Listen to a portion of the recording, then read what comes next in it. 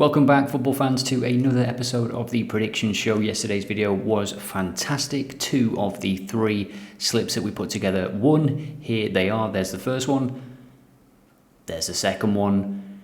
And the third one, let's not talk about that. It was larger odds, so some of you may have reduced the stake. Leverkusen 0-0 against Stuttgart. Fair play to them. They are a difficult team to beat at the moment. And it's a big chance for Bayern Munich to go 7 points clear of Leverkusen now this weekend. Now, in this episode, we are going to be focusing on the Premier League. We've got a cracking set of fixtures, as you can see here. Newcastle versus Arsenal. Eddie Howe got a win against Chelsea in the Carabao Cup in the week. Massive win for them. Arsenal's injury crisis isn't as bad as first feared. Saka is back. He came on against Preston, which I thought was an unusual risk to take, but hey-ho, I'm not Mikel Arteta. Forest at home to West Ham. Forest playing very well at the moment, and you would expect them to continue that form. Liverpool Brighton, a repeat of the Carabao Cup tie. Ipswich Leicester, Delap on fire. Bournemouth hosting City. We know what happened in their last home game. They beat Arsenal 2-0. Can they also topple the champions Manchester City? Southampton, Everton, another chance for Southampton to show what they've got. We looked at most corners for Southampton in their previous game and that landed. I'm looking at something similar for today. We'll have a look in a moment. And then the late game, the tea time game, is Wolves Crystal Palace, which is a tricky one to call because Crystal Palace are coming into a bit of form now. 2 wins in a week has relieved a lot of pressure on the manager there. Join me after the intro. Football drives our hearts. Data plays its part. Value bets we seek with Joe from modelalerts.com. So we'll start by taking a look at the probability model just to see what we're working with. But first, let me just show you the BetSlip Generator. I have pushed a new update to it, and you can now select up to 40 options. There have been new markets added, such as double chance, corner markets, and more. And don't forget about the new Telegram bot as well, which uses the BetSlip Generator API to send bet slips directly into a Telegram channel. And this was a winner, a beautiful fourfold, this and a few others as well in recent times. A really good tool. People are loving it so far. Get over there. It's completely free. Link in the description. Just before we get into the video, a congratulations to this user. You have won a month of Odd Alerts Pro. Well done to you. And if you want to enter the draw for this video, just comment down below and I'll make it easy because I've got a question for you.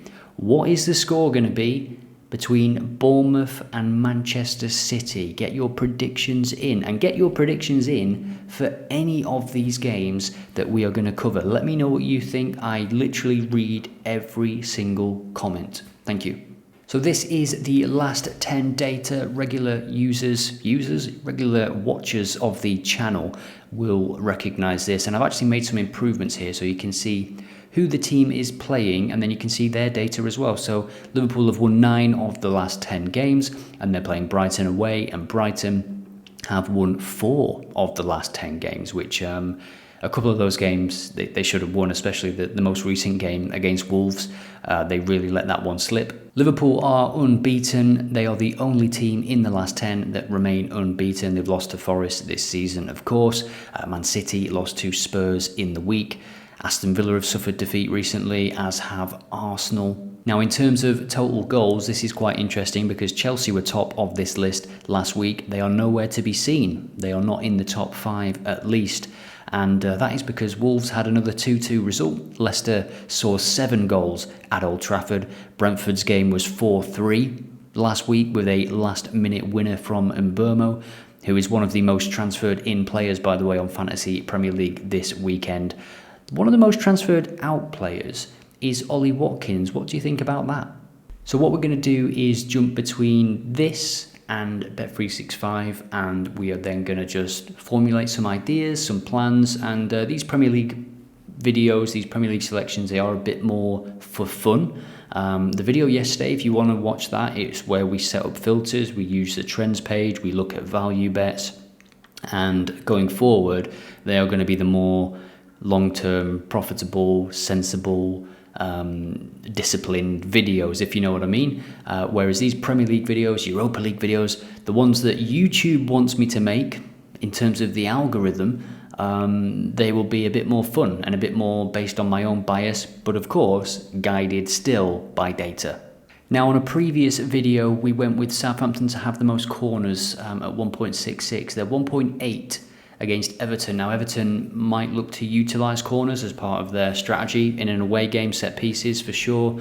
But even in the game we had it, they had 10 corners compared to the 6 of Leicester.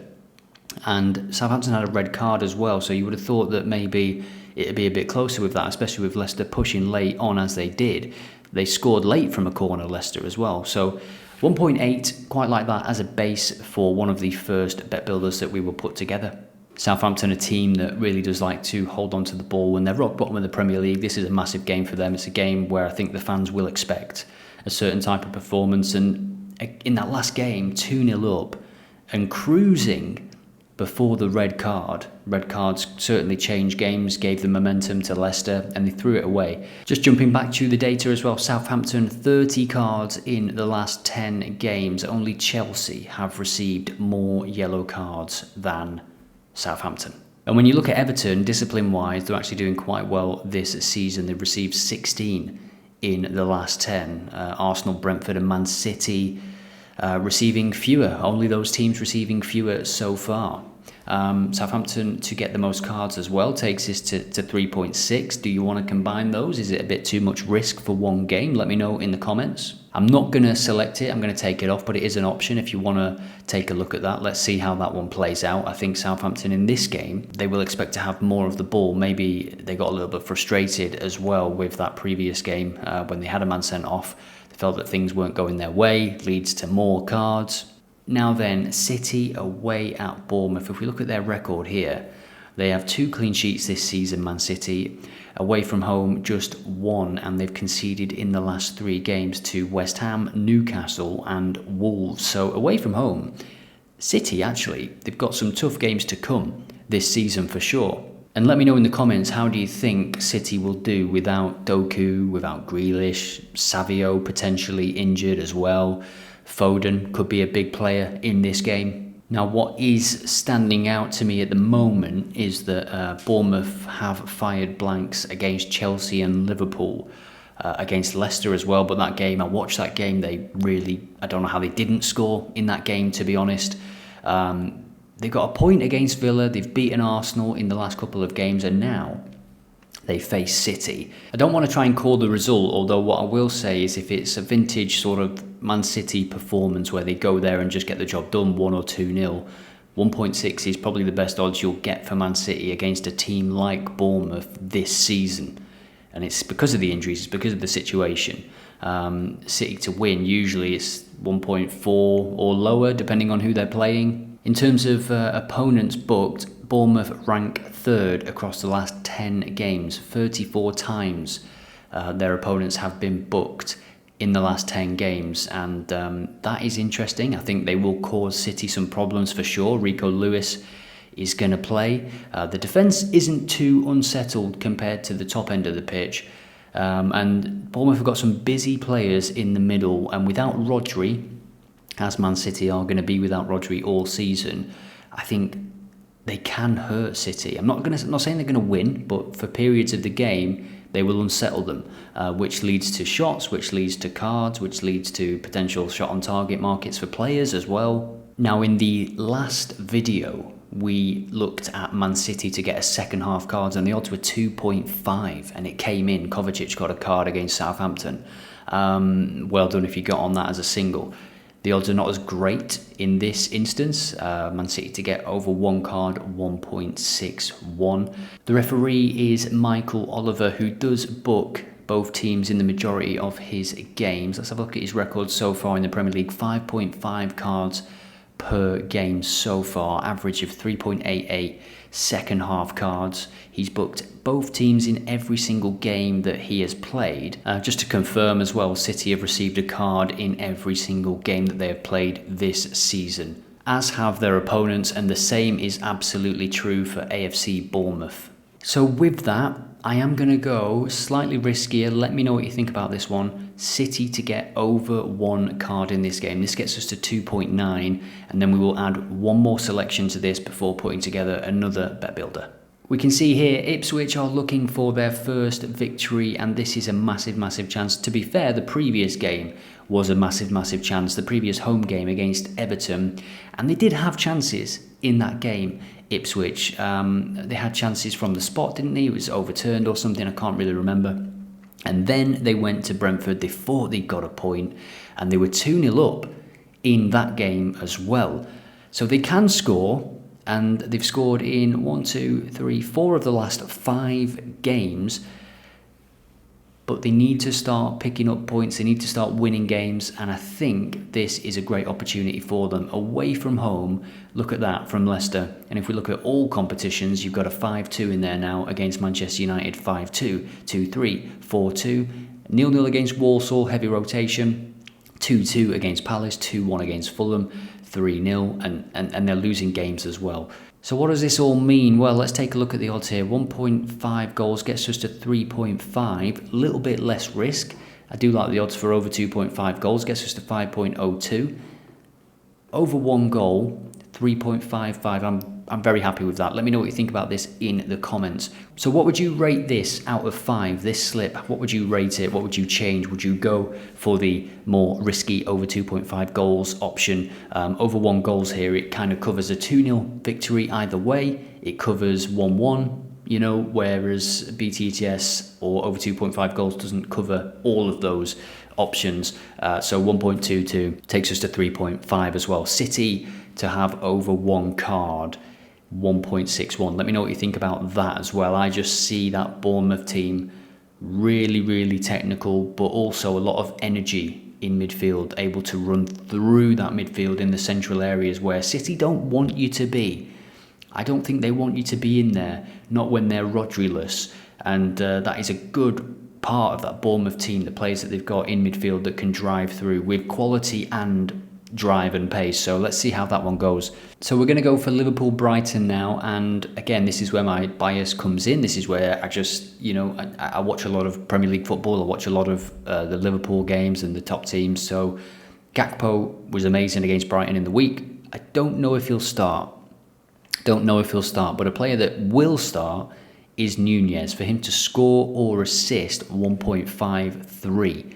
Let me know what you think about that one in the comments. Who would you pick out of this list? If you missed it on the previous Premier League preview video, Brighton are still top of the charts for offsides, so potentially you might want to take a look at Liverpool offsides if you can get it. Let's have a look.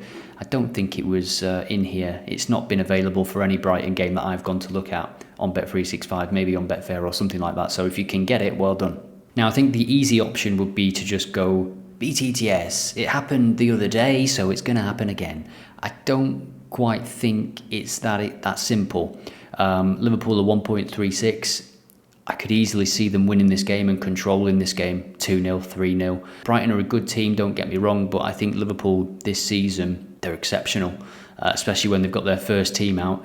Tsimikas is likely to play this game, given that Robertson did, so that's something to look out for. I'm going to go with Nunez to score or assist in this one. So we're going to mix it up a little bit. This second split will involve some player selections as well.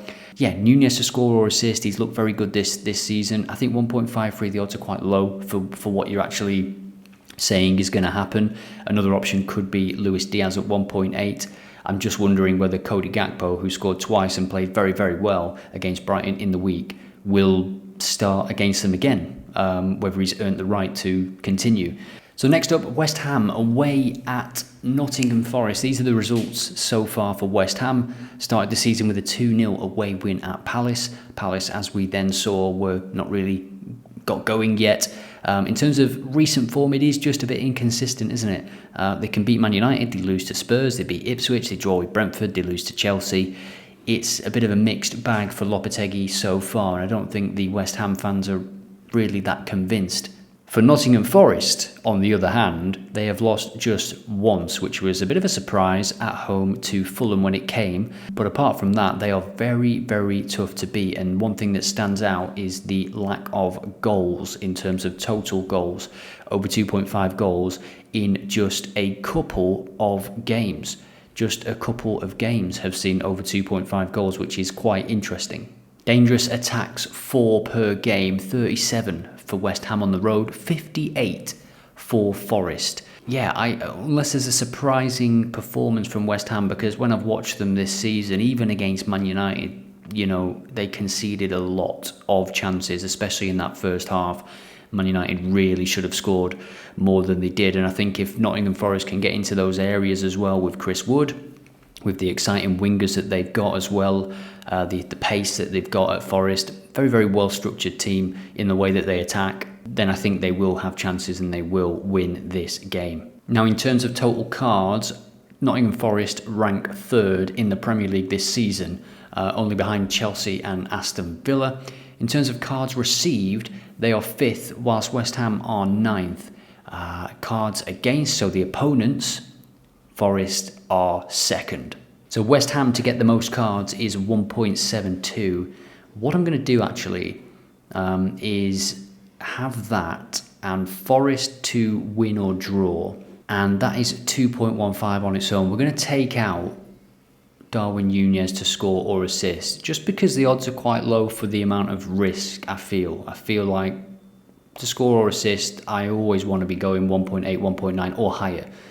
So 2.15 now is the start of this bet builder. Let's jump back to another game and see what we can find. We'll look at the late game and we can see Wolves looking for the first victory as well. BTTS in every game since the opening day of the season. Can they finally keep a clean sheet?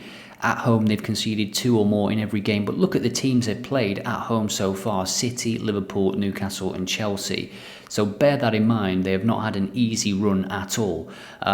Just look at the teams they've played. It is a tough start to the season. Palace have won the last 2 games if we look at all competitions.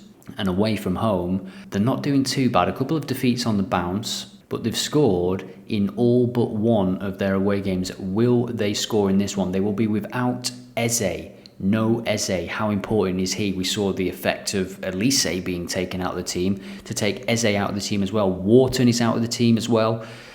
This could be an interesting game, couldn't it? Especially for Wolves and Gary O'Neill. I think it's a must-win for them. So interestingly here, there has been a second half goal in every game played so far, home versus away form for Wolves and Palace. Now, I was just thinking, gravitating to some other markets, and one of them was Wolves to score in the second half. I think Wolves, given how they've been playing recently, will want to keep this tight in the first 45 minutes. They don't want to lose the game in the first half, which has happened to them. I mean, if you look at the amount of goals that they've conceded in the first half, if we go overall here, they've conceded 1.22 goals per first half compared to 0.44 for Palace.